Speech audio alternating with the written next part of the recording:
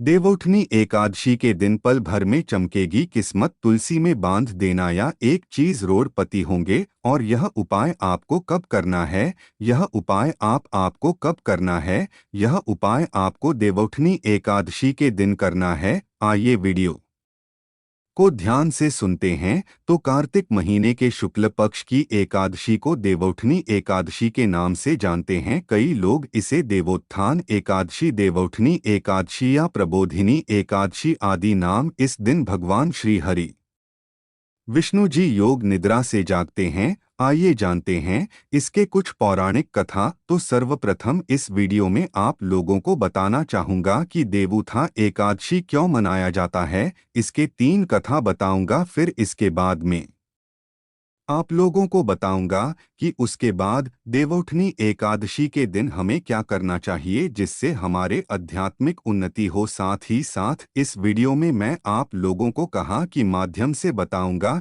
कि भगवान श्री कृष्ण ने युधिष्ठिर को स्वयं कहें कि देव उठनी एकादशी की कथा जो मानव सच्चे मन से सुनते हैं, ऐसे मानव के जीवन में कभी भी गरीबी नहीं आती, ऐसे मानव के जीवन में किसी भी तरह की परेशानी नहीं आती। भगवान नारायण की कृपा से उनके परेशानी स्वतः ही समाप्त हो जाते हैं। ऐसे मानव जीवन में बिल्कुल ही ऐसे मानव इस धरा पर जीते जी सुख भोगता है। मृत्यु के पश्चात ऐसे मानव को कभी भी यम की यातना नहीं सहन। ऐसे मानव को भगवान के धाम की प्राप्ति होता है, अर्थात बैकुंठ की प्राप्ति होता है केवल कथा सुनने मात्र से। तो यह कथा ध्यान से सुनिएगा। और हाँ, वीडियो में आगे बढ़ने से पहले, जानकारी बताने से पहले सभी दर्शकों कहना चाहूँगा, अगर आज की जो वीडियो आप पूरे तरीके से देख लेते हैं, मिस नहीं करते, तो आपको धनवान बनने से दुनिया की कोई भी शक्ति नहीं रोक पाएंगे।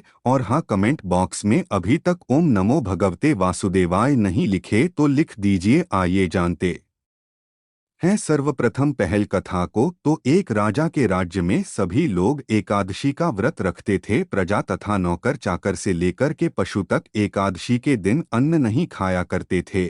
और एक दिन किसी दूसरे राज्य का एक मानव राजा के पास आकर बोला कि महाराज, कृपा करके मुझे नौकरी पर रख लीजिए। तब राजा ने उसके सामने एक शर्त रखी कि ठीक है, मैं आपको नौकरी पर रख लूंगा, किंतु रोज तो तुम्हें खाने को सब कुछ मिलेगा, पर एकादशी को अन्न नहीं मिलेगा। उस मानव ने उस समय यहाँ कर दी, परंतु एकादशी के दिन जब फलाहार का सामना दिया, अर्थात फलाहार का सामान दिया, तो वह राजा के सामने जाकर गिड़गिड़ाने लगे कि महाराज, इसमें मेरा पेट नहीं भरेगा, मैं भूखा ही मर जाऊंगा, मुझे दे दो। राजा ने उसे सार्थक की बात याद दिलाई, पर नहीं हुआ। तब राजा ने उसे आटा, दाल, चावल आदि दिए। वह नित्य की तरह नदी पर पहुंचा और स्नान कर भोजन पकाने लगा। तब भोजन बन गया तो वह भगवान को बुलवाने लगा कि आओ भगवान, भोजन तैयार है। उसके बुलवाने पर पीतांबर धारण किए भगवान चतुर्भुज में आ पहुँचे तथा प्रेम से उसके साथ भोजन करने लगे। भोजन आदि करके भगवान अंतर्ध्यान हो गए। तब वह अपने काम पर फिर से चला गया।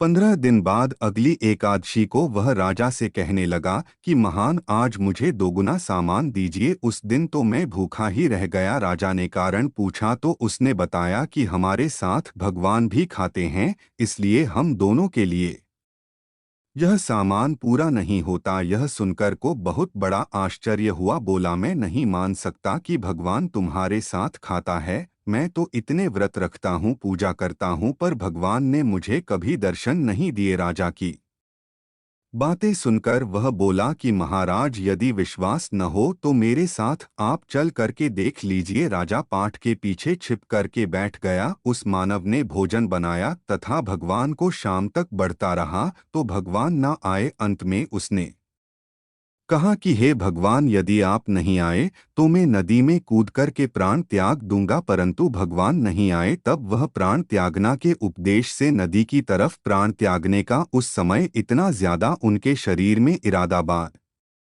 गया, दृढ़ संकल्प भरा गया है कि भगवान को उनके सामने में आकर के प्रकट होना और उनके साथ में बैठकर के भोजन करना। भगवान उनके साथ भोजन खा पी करके अपने विमान में उसे बिठाकर के अपने धाम को ले गए। यह जीत भी क्रिया है यह जीतने भी वहां पर दृश्य हो रहे थे। ये सारे दृश्य राजा पेड़ के नीचे में छिप करके देख रहे थे। बिल्कुल ही राजा सोच रहे थे कि व्रत उपवास की तब तक कोई फायदा नहीं होता जब तक मन शुद्ध ना हो। इससे राजा को ज्ञान मिला, वह भी व्यक्ति व्रत उपवास करने लगा और अंत में स्वर्ग की प्राप्ति हुआ। ये थे देवउठनी एकादशी की प्रति कट्ठा चले। दूसरे कहा था कि और अगर आप यहाँ तीनों कथा ध्यान से सुनेंगे तुम्हें यकीन दिलाता हूँ आपको जीवन में धन की कभी कमी नहीं पड़ी। इससे माँ लक्ष्मी की प्रसन्नता हासिल हो, माँ लक्ष्मी की कृपा हासिल होती है। आइए दूसरे कथा की ओर बढ़ाते हैं। अभी तक कॉम बॉक्स में ओम नमो भगवते वासुदेवाय नहीं लिखे हैं तो फिर से गुजारिश करना चाहूंगा, लिख दीजिए। एक राजा था और उसके राज्य में प्रजा सुखी थी। एक एकादशी को कोई भी अन्य नहीं बेचता था, फलाहार करते थे। एक बार भगवान ने राजा की परीक्षा लेनी चाहिए। भगवान ने एक सुंदरी का रूप धारण किया तथा सभी गेट पर बैठ गए। तभी राजा उधर से निकला और सुंदरी को देख चकित रह गया। उससे पूछा कि हे सुंदरी, तुम कौन हो और इस तरह यहाँ क्यों बैठी हो? तब सुंदरी अर्थात जो सुंदर स्त्री है भगवान की, जो वेस्ट में बने हुए, वह बोले कि मैं निराश्रित हूँ, नगर में कोई मेरा जान पहचान है, किससे सहायता मांगू? राजा उसके रूप पर मोहित हो गया था। वह बोला तुम मेरे महल चलकर मेरी रानी बनकर रहो। सुंदरी बोला मैं तुम्हारी बात मानूंगी, पर तुम्हें राज्य का अधिकार मुझे स्वप्ना होगा। राज्य पर मेरा पूर्ण अधिकार होगा। मैं जो भी बनाऊंगी तुम्हें खाना होगा। राजा उसके रूप पर मोहित था, आथ उसकी सभी शर्तें को डोट स्वीकार कर ली। अगले दिन एकादशी थी। रानी ने हुक्म दिया कि बाजार अन्य दिनों की तरह अन्य बेचा जाए। जी हाँ, बाजारों में अन्य दिनों की तरह अन्य बेचा जाए। उसके घर में मांस मछली आदि पर करवाएं तथा परोसा। राजा को डोट खाने के लिए कहा तो यहाँ देखकर राजा बोली कि रानी आज एकादशी है, मैं तो केवल फलाहार ही करूँगा। तब रानी ने शर्ट की याद दिलाई और बोली या तो खाना खाओ, नहीं तो मैं बड़े राजकुमार का सिर काट लूंगी। राजा ने अपनी स्थिति बड़ी रानी से कही तो बड़ी रानी बोली महाराज, धर्म न छोड़े राजकुमार का सीट दे दो। पुत्र तो फिर मिल जाएंगे परंतु धर्मा नहीं मिलेगा। ध्यान से सुनिएगा। इसी दौरान राजकुमार खेलकर आ गया। माँ की आंखों में आंसू देखकर वह रोने का कारण पूछने लगा तो मान उसके सारी व तो स्थिति बता दी। अर्थात जीतने भी वहां पर समस्या गुजरी थी, जीतने भी वहां पर दृश्य हुए थे, सबको बता दिए। तब वह बोला राजकुमार कि मैं सिर देने के लिए तैयार हूँ, पिताजी की धर्म की रक्षा होगी जरूर। राजा दुहक की व्यक्ति राजकुमार का सिर देने को तैयार हुआ तो रानी के रूप से भगवान विष्णु प्रकट होकर ही असली बात बताई कि राजन, तुम इस कठिन परीक्षा में पास हुए। भगवान ने प्रसन्न मन से राजा से वर मांगने को कहा तो राजा बोला कि आपका दिया हुआ सब कुछ है, भगवान हमारा उद्धार करें। उसी समय वहां से एक विमान उतरा। राजा ने अपना राज्य पुत्र को सौंप दिया और विमान में बैठकर के भगवान के परम धाम चले गए। ऐसा भी कहा जाता है इस कथा को कोई भी मानव सच्चे मन से है तो ऐसे मानव को यम की यातना नहीं सहनी। आइए अब तीसरे कथा की ओर चलते हैं जो कि तुलसी विवाह से हुए हैं। तो शिव महापुराण के अनुसार पौराणिक समय में दैत्यों का राजा दम हुआ करता था। बहुत बड़ा विष्णु भक्त था। कई सालों तक उसके यहाँ संतान नहीं होने के कारण उसने शुक्राचार्य या को अपना गुरु बना करके उनसे श्री कृष्णा मंत्र हासिल किया। यह मंत्र हासिल करके उसने पुष्कर सरोवर में घोर तपस्या की। भगवान विष्णु से प्रसन्न हुए और उसे संतान प्राप्ति का वरदान दे दिया। भगवान विष्णु के वरदान से राजा दम के यहाँ एक पुत्र जन्म लिया। इस पुत्र का नाम शंखचूड़ गया। जी हाँ, इस पुत्र का नाम शंखचूड़ न रखा गया। बड़ा होकर के शंखचूड़ ने ब्रह्मा जी की घोर तपस्या करने लगा, पुष्कर में घोर तपस्या करने लगा। उसकी तपस्या से प्रसन्न करके ब्रह्मा जी ने उसे वर मांगने को कहा, हमेशा अजर अमर रहे, कोई भी देवता उसे नहीं मार पाए। ब्रह्मा जी ने उसे यह वरदान दे दिया और कहा कि वह बद्री एवं जाकर धर्मध्वज की पुत्री तुलसी को जो तपस्या कड़ी उसके साथ विवाह कर ले। कथा ध्यान से सुनना। इस कथा के श्रवण मात्र से मानव की अकाल मृत्यु टल जाती है। इस कथा के श्रवण मात्र से मानव की बुरे समय टल जाते हैं। शंका ने ब्रह्मा जी के आदेश का पालन किया और वैसा ही तुलसी एक साथ वह जाकर के विवाह किया और सुखपूर्वक रहने लगे। उसने अपने बल से देवताओं और दाना राक्षसों, गंधर्व, नागों, किन्नर व्यक्ति तथा तीन लोक के सभी प्राणियों पर है विजय हासिल कर ली। भगवान श्री कृष्ण का परम भक्त था। संघ छोड़कर अत्याचारों से सभी देवता परेशान होकर के ब्रह्मा जी के पास गए और ब्रह्मा जी ने उन्हें भगवान विष्णु के पास ले गए। भगवान विष्णु ने कहा कि शंखचूड़ की मृत्यु भगवान शिव के त्रिशूल से ही होगी, अतः आप उनके पास जाइए। भगवान शिव ने चित्ररथ आम के गढ़ को अपना दूत बनाकर के शंखचूड़ के पास भेजा। चित्रारथ ने संघ को समझाया कि वह देवताओं को उनका राज्य लौटा दें, परंतु संघ छोड़ने मना कर दिया और कहा कि वह महेश्वर से युद्ध करना चाहते हैं था भगवान शंकर से युद्ध करना चाहते हैं। भगवान शिव को जब यह बात पता चली तो वह युद्ध के लिए सेना लेकर के निकल पड़े। दीदे इस तरह देवताओं और दानवों में घमासान युद्ध हुआ, परंतु ब्रह्मा जी के वरदान के कारण संघ छोड़ को नहीं हरा। भगवान शिव ने संघ छोड़कर का वादा करने के लिए जैसे अपना त्रिशूल उठाया, तभी आकाशवाणी हुई कि जब तक संघ छोड़कर हाथ में श्री हरि का कवच है और इसकी पत्नी का सतीत्व अखंडित है, तब तक इसका वध असंभव है। आकाशवाणी सुनकर भगवान विष्णु वृद्ध ब्राह्मण का रूप धारण कर संकट छोड़कर पास गए और उससे श्री हरि कवच दान में मांग लिया। संग हुआ कवच बिना किसी संकोच के दान कर दिया।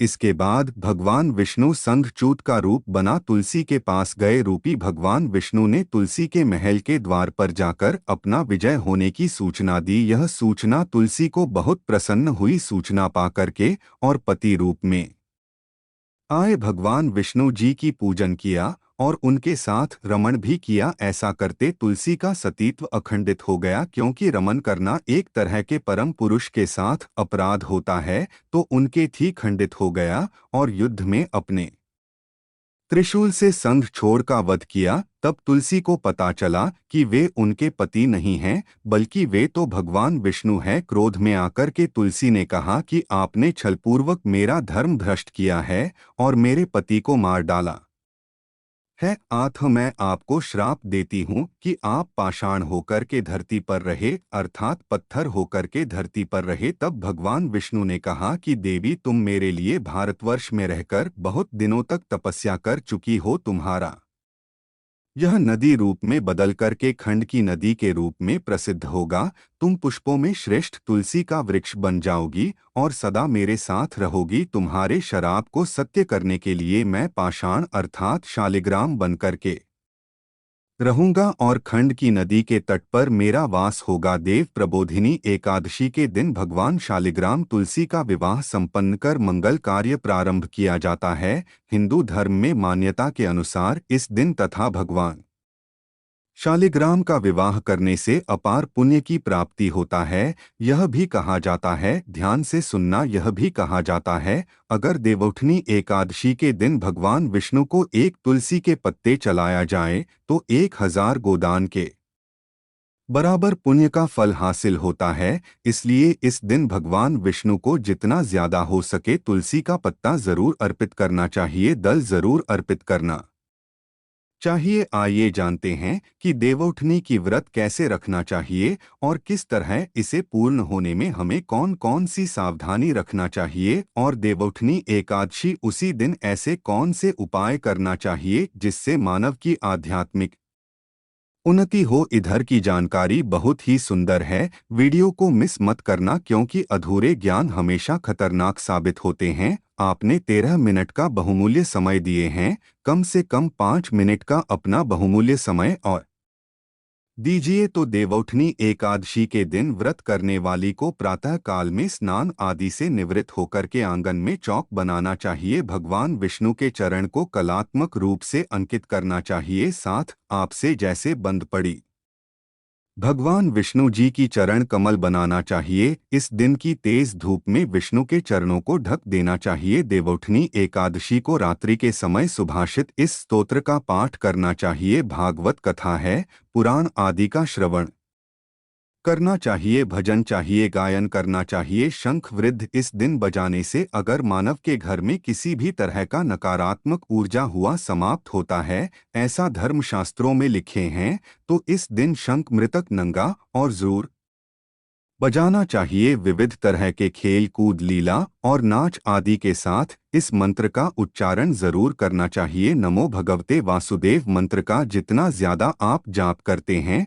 भगवान विष्णु उतना ही ज्यादा प्रसन्न होते। पूजन के लिए भगवान का मंदिर अथवा सिंहासन को विभिन्न तरह के लता पतरा, फल पुष्प और बंधन बार आदि से आप सजा सकते हैं। आंगन में देवोत्थान का चित्र बनाएं। तत्पश्चात फल, पकवान, सिंघाड़े, गन्ने आदि चढ़ाकर के दलिया से ढक दे तथा दीपक जलाए। ध्यान से सुनिएगा। विष्णु पूजा या पंचदेव पूजा विधान करने का इस दिन विधान है। विष्णु जी का पूजन कर सकते हैं, 5 देव पूजन कर सकते हैं, और आप जो है दीपा है, कपूर आदि शक्ति आती कर सकते हैं। देखिए, आप इतना करने में सक्षम नहीं है, गन्ने का मंडप बना लीजिए। तुलसी माता की एक गमले में लगा तुलसी रख लीजिए और भगवान शालिग्राम रख लीजिए। शालिग्राम नहीं है तो भगवान कृष्णा जी की मूर्ति इलाज सकते हैं। अब यह तुलसी माता तथा भगवान श्री कृष्णा, क्योंकि शालिग्राम स्वरूप कहा गया कि उनके विवाह कर सकते हैं। आपसे जैसे मैं यह नहीं बोल रहा हूँ, मैं जो विधि बता रहा हूँ उसी से करें। अब इसे जैसे बंद आपके जैसे समर्थ है उनके अनुसार भगवान का विवाह करा दीजिए। इस बारे में कुछ उपायों को बताना चाहूँगा। आज के दिन अर्थात देवउठनी एकादशी के दिन, देव प्रबोधिनी एकादशी के दिन तुलसी माता को बहुत पुष्पाखार चढ़ने से आर्थिक कष्ट दूर होती है। जो लोग लंबे समय से आर्थिक कष्ट से परेशान है, कमेंट करके पूछते नहीं गुरुजी हम काफी आर्थिक कष्ट से परेशान है, आर्थिक कष्ट करने वाला कोई उपाय बता दीजिए, तो केवल एक दिन देवउठनी एकादशी के दिन अगर कोई भी मानव सच्चे मन से है, अगर तुलसी माता को मुंगरा का पुष्पा, जी हाँ, मुंगरे की पुष्पक आहार बना करके चराते हैं, समर्पित करते हैं, तो आर्थिक कष्ट दूर होते हैं।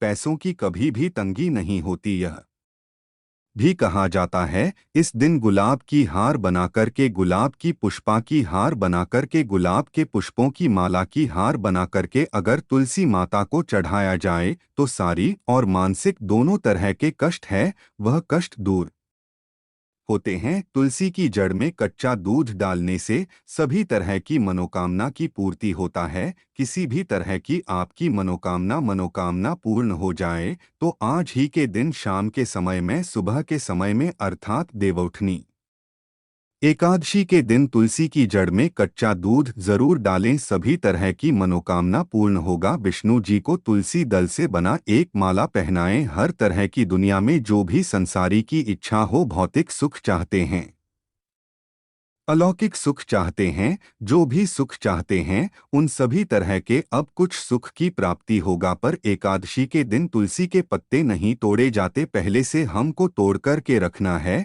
तो विष्णु जी को तुलसी के दल से बना माला जरूर पहनना, सभी तरह की इच्छा की पूर्ति होगा। आज के दिन तुलसी के पौधे पर अगर हम पौधे की माला बांधा जाए तो मानव के जन्म के गरीबी, कंगाली, दरिद्रता एवं 2 सप्ताह है, तो इसमें हमने आप सभी दर्शकों को डोट आकस्मिक धन प्राप्ति करने के लिए, जीवन में चेरी बाधा को दूर करने के लिए अनेकों उपाय बताए हैं। जो उपाय आप इसे बंद व उपाय जरूर कीजिए। अगर आपके मन में कोई डाउट है, कोई क्वेश्चन है, तो कमेंट बॉक्स में बिल्कुल ही पूछिए, आपकी मदद की जाएगी।